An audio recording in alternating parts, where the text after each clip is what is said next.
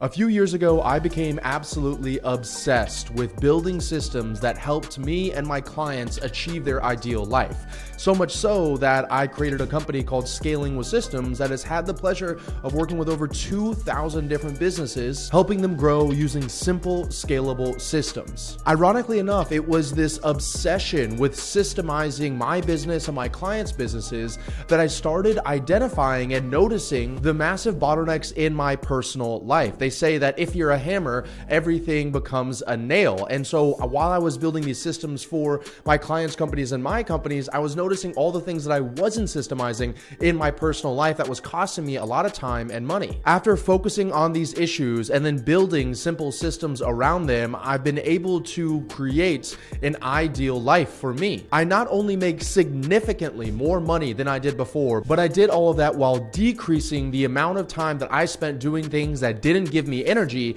and increasing the things that I did that I absolutely loved, like building other people's businesses, spending hours a day taking care of my health, flying my 6-seater plane, and going on vacations with friends and family. This video here is going to be 23 personal productivity hacks that you can leverage to claim back your time, earn more per hour, and spend more time doing what you love. First, I'm going to share with you 3 principles that I live my life by that give you kind of a backdrop to how and why I do these productivity hacks. Number 2, I'm actually going to go over these 23 different productivity hacks and tell you literally exactly what I've done to optimize my time. And finally, number 3, I'm going to show you how you can continuously manage and optimize these hacks if you choose to implement some or all of them so that you can make sure that this fits your ideal life as much as possible. So the first life principle I follow that'll give you context for everything else here is systemize and, if possible, eliminate or automate decision making. The goal here is to make it easier and simpler to do things that I define as good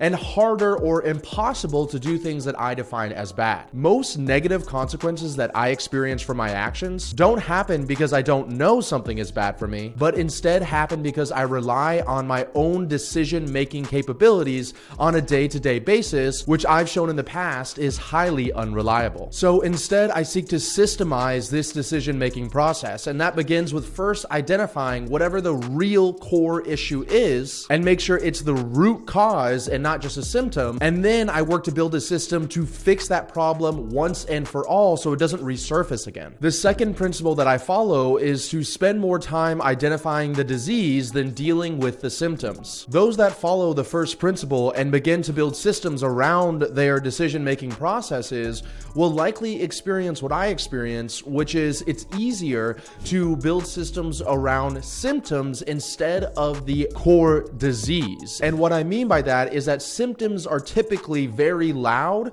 and they're very easy to solve. But in order to truly build a robust system to eliminate this problem from ever happening again, you have to get to the core problem, which typically is more difficult and requires layers upon layers of digging to figure out what that is. For example, if you frequently argue with your significant other because they don't think that you spend enough time with them, then you may decide, oh, let's go on a vacation next week and I'll spend all of my time with you.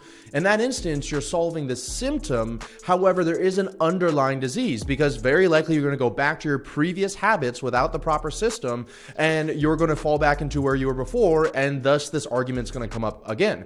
So instead, what you could do is go a few layers deeper and figure out, have I communicated with my significant other how I'm prioritizing the things in my life right now? Or have I scheduled out time on my calendar on a daily, weekly, or monthly basis where every single time I have that time just for me and my significant other? To give you a business example that I hear from my clients frequently, they think that their sales process is broken because they're not closing enough deals. So they want to hire salespeople, fire salespeople, change the price point, change the pitch, etc., etc. And although they can do all of those things over there and run in circles doing that, those are trying to solve the symptoms. When in reality, if you went a few layers deep, you might identify that the real disease is that you have no quality control. You have no sales team leader. You have nobody running daily calls with your sales team to keep them sharp. You have nobody reviewing sales calls on a frequent basis to make sure that your sales team is performing. You have nobody looking at the KPIs on a frequent basis to make sure that if a salesperson is underperforming, you take them off calendar. So although you can build systems until you're blue in the face over here and all those symptoms, they're going to continue to resurface in different areas until you dig deep and solve that disease. And the third principle for how I live my life is actually from Tim Ferriss, and it is eliminate, automate, and delegate. And that's actually the order of operations that I look to do whenever I'm faced with an issue in both my personal or my professional life. So if I'm presented with an issue, I first think, do I even need to solve this in the first place, or can I just get rid of whatever's causing this problem and never have to worry about it again? And then if that's not the case, then can I automate it? Can I use AI or technology or software in order to automate this process so the problem doesn't happen again? And then if I can't eliminate it, if I can't automate it, only then will I look to delegate it. And if I'll tell you how it kind of falls in my life and how you'll see in these productivity hacks, 80% of the things I'm just simply eliminating. I'd say about 15% of the things I'm automating, and only 5% of the things I'm delegating, because delegation is the least leverage and least scalable version of this, where automation is much more scalable and elimination is infinitely scalable. So now that you understand these principles, let me walk through these 23 different personal productivity hacks in order of elimination, automation, and delegation. So productivity hack number 1 is to design your ideal week and put it on your calendar. I've seen a lot of people talk about maybe writing it down and viewing it on a daily basis or putting it on a separate calendar, but to me, I live and die by my Google Calendar. If I put it somewhere else, then I'm not really going to be moving towards making that happen.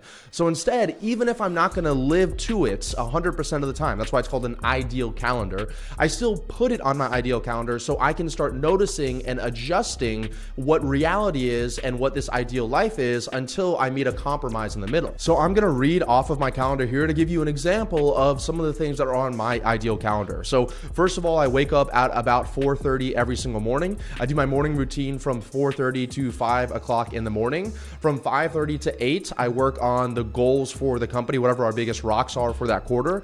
And then from 8 until 12, it's totally blank and wide open, so I can spend that time doing whatever I want. Every single day, I go to the gym from 12 to 1. Then from 1 to 1:30, I do a sauna and cold plunge. And then from 1:30 to 2, I take a shower and I eat lunch. And then from 4 to 4:45, I respond back to messages on Slack and Asana or ClickUp. Then from 4:45 to 5, I check my numbers and I plan the next day to make sure I'm prioritizing whatever I'm going to spend those first few hours in the morning doing. And then at 5 to 5:30, I eat dinner. From 7 p.m. until 8 p.m., I'm pretty much winding down. I don't eat any food, I don't drink anything, and I don't have any blue lights. From 8 to 8:30, I spend time with my girlfriend. So this is quality time every single day with her. We don't have our phones out. We're not like doing things like watching TV. This is just us sitting down and talking to each other.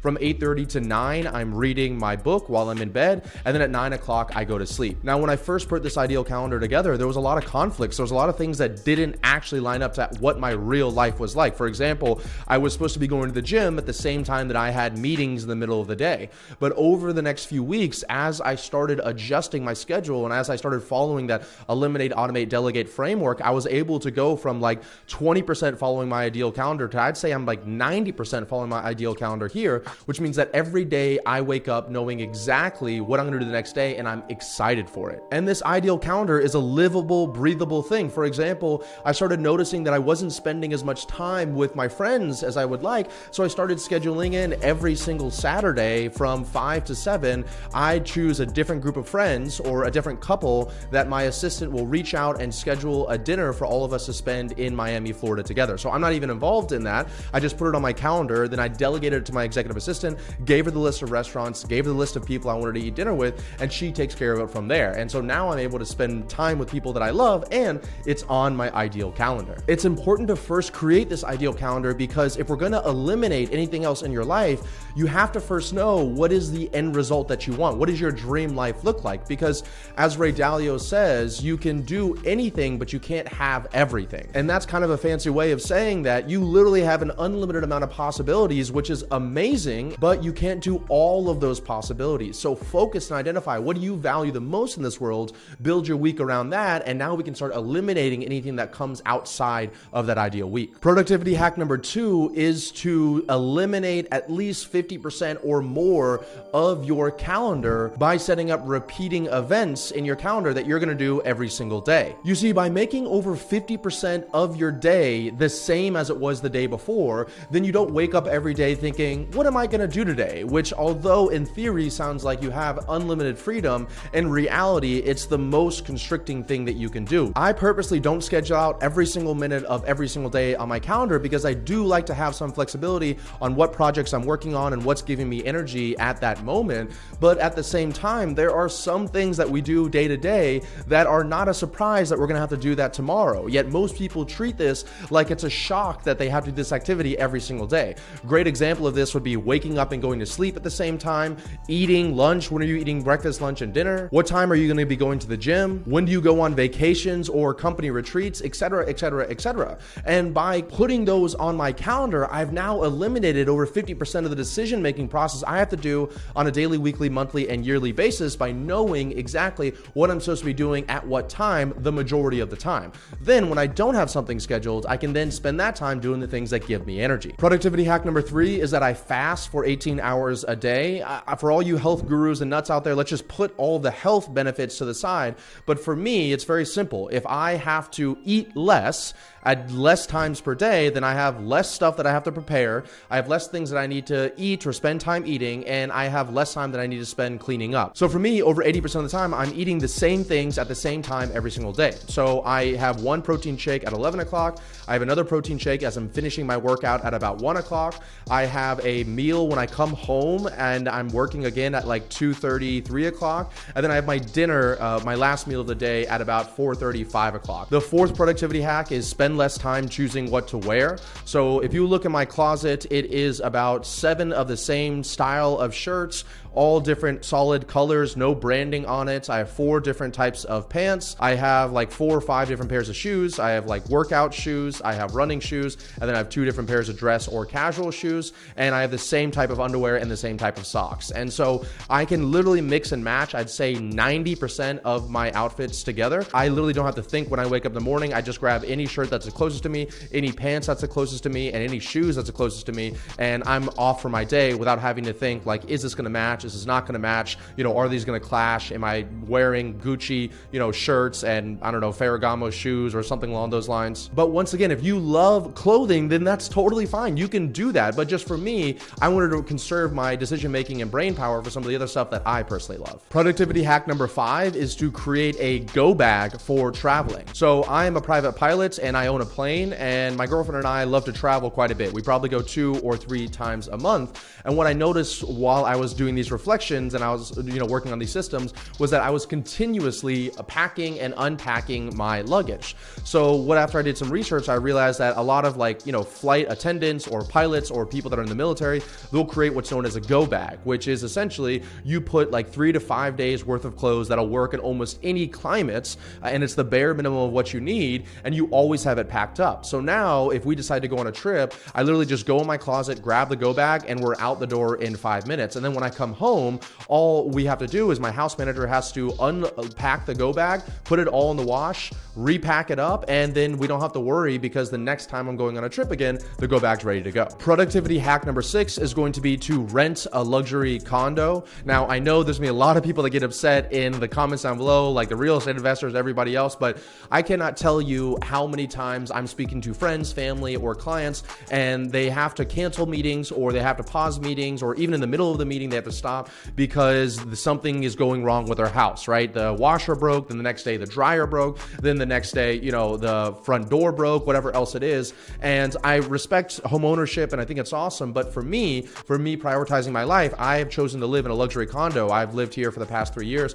and I love it because it's literally like living in a hotel. I never have to repair anything. The small times that things do break, I can literally just send an email and it's fixed same day. Somebody comes up there and fixes it. I don't have to pay for it. And on top of of all of that, because we like to travel so much, I literally just, whenever I'm ready to leave, I can just grab my go bag and walk out the door without having to worry about, scheduling different things or setting up the house correctly, because that's the benefit of living in a luxury condo. Now, I use the word luxury condo because I've also heard horror stories of people living in not so nice condos. And I know that a lot of people may not be able to afford a luxury condo. But once again, if you go closer to this ideal situation, if that's what you want, you'll probably find yourself living a little bit of an easier life. Hack number 7 is to not get a dog. Now, I know that this is also going to fire people up. And I'm being honest with you, I've had dogs my entire life. I absolutely love dogs. I'm a huge dog person. I literally go on walks multiple times a week to a dog park just so I can check out the dogs there and, spend time with my girlfriend and I looking at them and talking about them. But I will say that if you're living in a condo, there is quite a bit of time every single day you have to spend, if the dog has to go to the bathroom, going from your place into the elevator, waiting for the elevator, going down, take them outside, waiting for them to go, taking them back up, going back up again. And you have to do that 3, 4, 5 times a day. Then if you travel, you have to figure out a place to put them, et cetera, et cetera. So I've made a conscious decision for the past few years not to get a dog, even though I literally talk to my girlfriend probably once a week about getting one, what we're going to get, and I will eventually get one. But if you wanted to talk about just pure following these principles and what's the best way to optimize, you can eliminate a lot of, struggle by not getting a dog. Hack number 8 is going to be eliminate convenience on the things that you don't want to do. So we live in a society where everything is at our fingertips. You can get anything that you want, especially if you have some disposable income.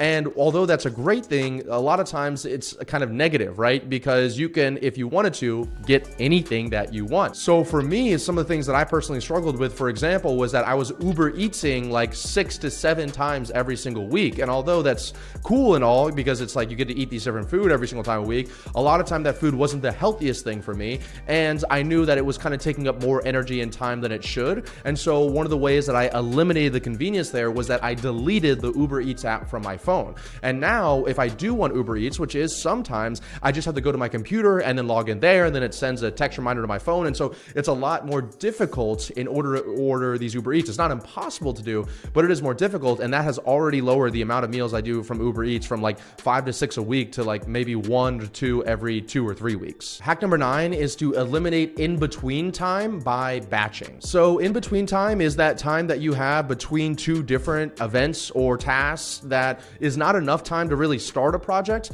but it's just enough time to kind of derail you a little bit. So a great example of this is, if you have a meeting at 12 o'clock that goes to 1 o'clock, and then you have another meeting at 1:15 or 1:30, you're not really going to do anything meaningful in those 15 or 30 minutes. So what I do is I actually batch all of my meetings together, and I actually have all of my meetings on one day of a week on Monday. So from 11 to 5 on Monday, I'm just on back-to-back-to-back meetings. And if there's a blank space of like 10, 15, 30 minutes on my calendar, my executive assistant knows to reach out to those people that are on my calendar and ask if they'll slot up so that they can fill up that space. So if I get out of a meeting at 1 o'clock and my next one's at 1:30, well then she might move my 4:30 to 5 up to 1 o'clock so I can do straight from 1 to 1:30, and then I can get done from my day a little bit earlier. Hack number 10 is to eliminate travel time. So I personally don't think a lot of people realize how much time they spend traveling and how much they pretty much just say, oh, well, that's just how it is, instead of working to maybe optimize it a little bit. And that's exactly what I've done. So a few of the things that I've done is, number 1, I've gotten TSA pre-check and global entry. So anytime we go to any airport in the United States, I can go through the line in about 3 minutes without having to take any of my stuff off. And when I'm in global entry, whenever we come back into the United States, because we go international quite a bit, I can go to the global entry line, and instead of waiting 30 minutes to an hour in customs, I can get through that in 5 to 10 minutes as well. And once again, a lot of people are going to say, oh, I can't afford to do it, but I'd say like 80% of the credit cards out there today offer free global entry and TSA. And if you get global entry, it also includes TSA for 5 years for $95. So if you value your time more than, $5 an hour, then if you extrapolated it over 5 years and you traveled enough, it would totally be worth it whether you had to pay for it or not. Another example of how I've eliminated travel time is I Uber Premier almost everywhere that I go. So I made a different video about my Porsche 911 GTS. I was thinking about selling it at one point because I literally use it maybe once or twice a month just to drive to the airport where my plane is. Other than that, because of the parking in Miami and the valet, cost of valet, et cetera, I just Uber Black or Uber Premier anywhere that I go. So I can get work done in the car, or I can spend that time with my girlfriend and we pull up right to the place, I'm almost never late in that scenario because, you know, I don't have to find parking or deal with any of that. And then I can just walk in and not have to worry about my car. Another way that I've eliminated travel time is that I've built a life where I live in an area where there's a lot of amazing things to do and places to visit and people within like a 10 to 15 minute radius. So my executive assistant literally has a standard operating procedure that says, like, if this thing, whatever this event is, this restaurant, something is more than 15 minutes from my house, I just simply won't do it, you know, barring serious circumstances. And so I'm able to, anytime someone's like, hey, let's grab lunch or let's grab dinner, let's do this, let's do that, my executive assistant automatically knows, let's put it within a 15-minute radius of where Ravi's place is. That way I don't have to travel like 45 minutes just to sit down for a dinner and then drive 45 minutes back, which I really don't enjoy. And the final way that I eliminate travel time is that I pay for people to come to me. So I love spending time with family and friends, but I recognize that a lot of times I don't want to have to go to wherever they are because it would really disrupt my schedule. And I, once again, live in a place, Miami, Florida, where people love to come visit. So for example, this week coming up is my sister's birthday. And so I wanted to spend time with her, but instead of going up to where she was in Nashville, Florida, I paid for her to come down and visit me in Miami, Florida. So I bought her ticket. She's going to come down here. She's going to stay with me and we're going to have an amazing time. So I can still follow my ideal week, like 90 to 100% of the time. She can come down here and have a blast in Miami, Florida. And I don't have to worry about all the travel time that's involved with me having to go to Nashville and disrupt my routine. Productivity hack number 11 is to eliminate energy sucks. So this is something that I struggled with personally because there's some people in my personal life, and some of them are even family members, that are what I like to call energy sucks. You know, I think there's people in the world that if you get around them, they give you energy. You know, they're a positive energy. They have a positive energy level. They have a high frequency vibration. You get around them and you're just jazzed up. You want to take on the world. You want to reach your goals and your dreams. And unfortunately, there's some people that are the exact opposite. Whenever you speak with them, they're always upset.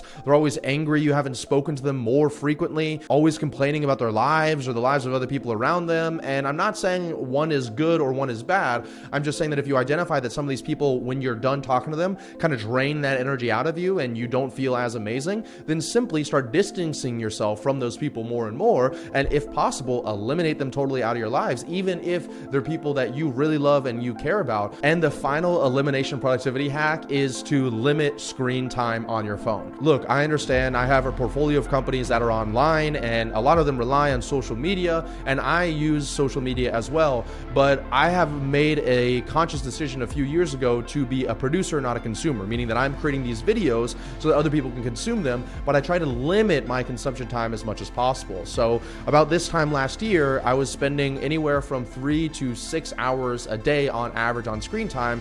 And as of this year, my average year to date is around 15 to 30 minutes a day in screen time. And by doing that, you know, I'm able to do much more deeper work. And I'm also not having an energy suck, because that's another example of an energy suck, of me looking at other people's lives and then having that be projected to my mind as far as what I should want that I actually don't really want. Okay, so now that we've covered the elimination productivity hacks, let's talk about some of the automated productivity hacks. Some of these are a little weird and you guys may laugh at it, but I'm just telling you, this is for the people that are watching these channels that love systems and love productivity. You're really gonna get jazzed up with some of these. Hack number 13 is to automate your thermostat. This is something that I did just a few weeks ago because, once again, my brain's always working like, what am I doing that I shouldn't be doing that I can eliminate, automate, or delegate? And I realized that I was always getting up and changing the thermostat at different times of the day because, you know, for example, in the morning, I want to raise it up because it doesn't need to be as cold anymore. And at nighttime when I go to bed, I want to lower it to like 68, 69 degrees so I can have a solid night's sleep. But then sometimes I'd come back from the gym and I'd want it to be cooler than it was in the morning. And so long story short, I was spending all this time making decisions in my head like, oh, should I raise it? Should I lower it? And then the actual time of doing it. And I did some research online. I saw the Google Nest thermostat and I literally had my house manager install it. It took maybe 10 or 15 minutes for her to install it. You don't need an electrician or anything.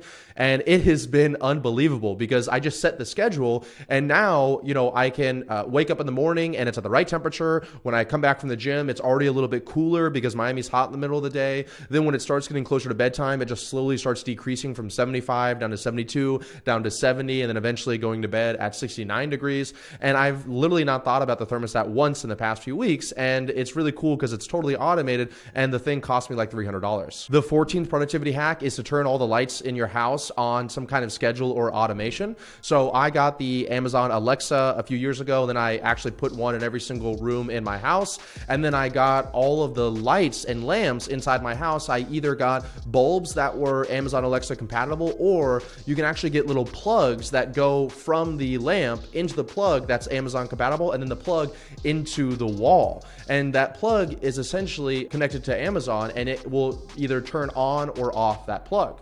So not only do I have a bunch of lights that automatically turn, like the lights in this office and everywhere else, but also, for example, every single time I wake up in the morning, I bought a sun lamp that mimics the brightness of the sun, because I wake up at 4:30 and I want to have sun on me as soon as I wake up. So as soon as 4:30 hits, my Amazon turns on that plug for this sun lamp that I have in my room, and it immediately wakes me up in the morning with the sun hitting my face. Automating this sun lamp and the rest of the lights in your house was actually 14 and 15. And so for 16 and 17, it is to automate your grocery and package deliveries. So for groceries, we use a website called Instacarts, and we've actually set up an automated grocery system where every single week it delivers all of the things that we, consume in that weekly basis. So Pellegrino, hummus, carrots, all of those things will show up at our doorstep on Monday morning. And once again, these are the things that, even though they're a little extreme, we are always going to be drinking Pellegrino. We're always going to be eating hummus. And then for Amazon, hack number 17, they have something called subscribe and save, where you can literally make it so that the things that you're frequently getting, like for me, protein powder, toothpaste, toilet paper, paper towel rolls, all the things that we're consuming that is a little bit more difficult to order at the grocery store, I can easily get on Amazon, typically for cheaper. And when you subscribe and save, it's actually cheaper than if you just bought it on your own. And the final automation hack, hack number 18, is to use an automated bed cooling system so that you can have deeper sleep. I've talked about this in a few of my videos, but we use something called Uller, which is like a pad that goes underneath your bed. And at 8 o'clock every single night, it turns on and it sets my bed temperature to 65 degrees. And then at 4:30 every morning, it turns off. And so whenever I get into bed, it's much, much cooler. I don't have to think about like, oh, am I going to be hot or cold tonight? I've regulated my temperature with that, chili pad Uller thing and with the Nest thermostat. We're going to talk about the last few hacks here, which are around delegation. So obviously elimination took up the majority because that's the easiest stuff to do. Then there's automation, which is pretty simple to set up. And the final few hacks are going to be around delegation. Productivity hack number 19, and the first one around delegation, is to use a project management software in both your personal and your professional life. There are dozens of different softwares out there. I have videos that cover Asana and cover ClickUp. Those are two of my favorite ones. But a lot of people, if they do use project management software, it is for their business. But what I started doing is using project management software for my personal life. So I'm going to go through some of the people that we've delegated tasks to, some of the people that we've hired in our personal life in order to make our lives more ideal. And in order to communicate with those people, I just took those same systems that we use in our business life and we put it inside of our personal life. And in our business, using a project management software has been unbelievably productive for the company, especially when you have like 50 plus team members all across the world. And so I did the exact same thing for my personal life. For example, my executive assistant never has to think about when do I need to schedule Ravi's haircut or when do I need to schedule the maids, because it's just a recurring task inside of the project management software. And then if, for example, I wanted to grow my hair out a little bit longer this month or next month, I can just change the due date of that task. I don't have to communicate with her or anything like that.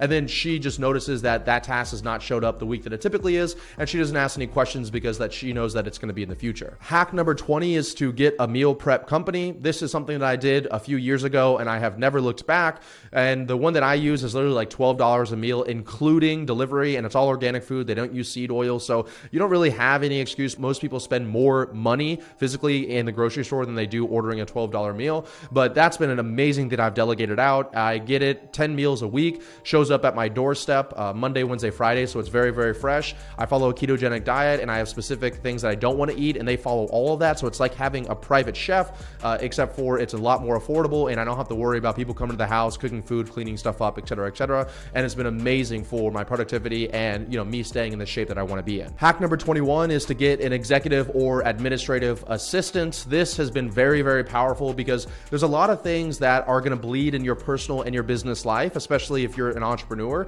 And by having an assistant who is really, really good at their job, they can kind of do a little bit of both. So you heard me earlier talk about how my executive assistant books my haircuts, but she also runs payroll for our company as well. So by having somebody be able to do multiple different things, I don't have to do them myself. And Dan Martell, he has an amazing book called Buy Back Your Time. And he talks about don't hire for positions, hire to buy back your time. And I think an executive assistant or administrative assistant is a great position to do that for, because like they know in the job description, it's kind of like you wear multiple hats. You're not like amazing at any one thing, but you're really good at doing multiple different things that maybe aren't correlated. And I'd really recommend hiring one of those if you have the budget. And the final productivity hack, I know I said 24, ended up being 22, is to hire a house manager.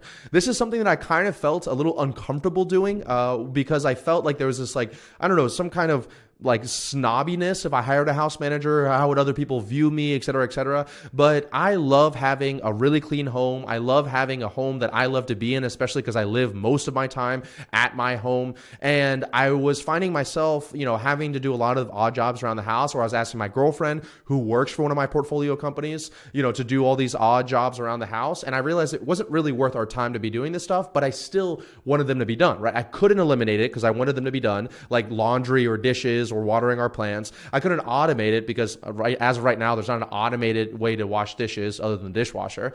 And so I needed to delegate it. So eventually we hired a house manager who's based out of Miami, and she has been unbelievable. She takes my car to get washed. She'll run errands and return packages for us.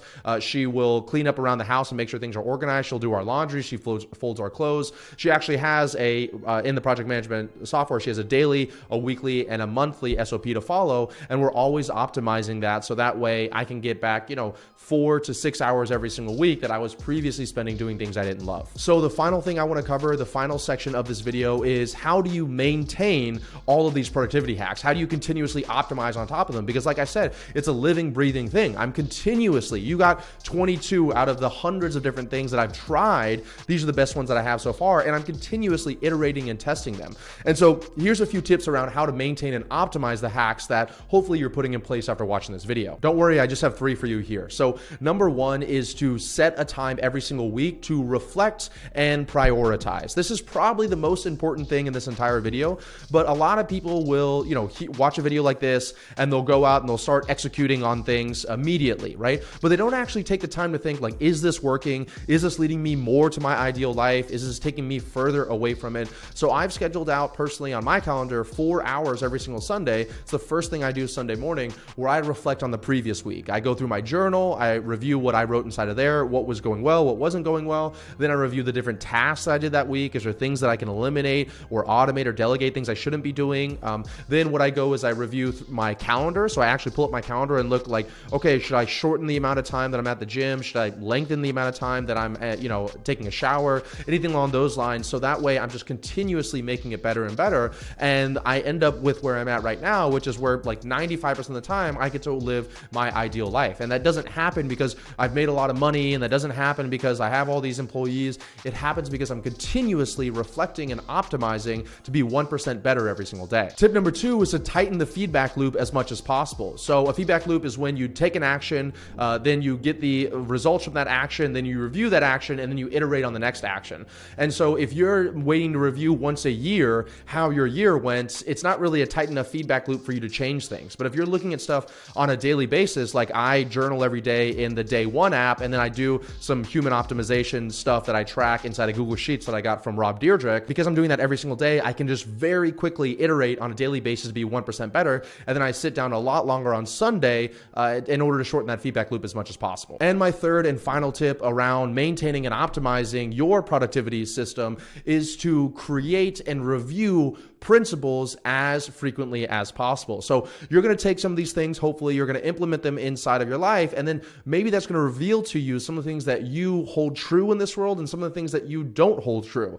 And if you can write those things down and then you can look at it frequently, then it will help you stay closer to your ideal life. So for example, for me, I know one of my principles is how you do one thing is how you do everything. So I look at that every single morning when I wake up. And so if I'm presented with a problem or something I need to do, it would be very easy just to, kind of do it like a half-assed job on it, or just do it like a little bit. But I know that that's going to reflect later on how I do everything else. I also don't think it's possible to be like incredibly optimized in your business life and not optimized in your personal life. So by creating these principles to live your life by, you no longer have to make any decisions, because instead you're just looking at, does this align with my principle, yes or no? And by simplifying it that much, you're able to get more towards your ideal life. So there you have it, ladies and gentlemen. I very much hope you enjoyed this video. If you did, please comment down below and let me know, and ask me any questions that you have around personal personal or even professional optimization, and I'll try to answer as many of them as possible. And if you know somebody that needs to watch this video that could get value from even just one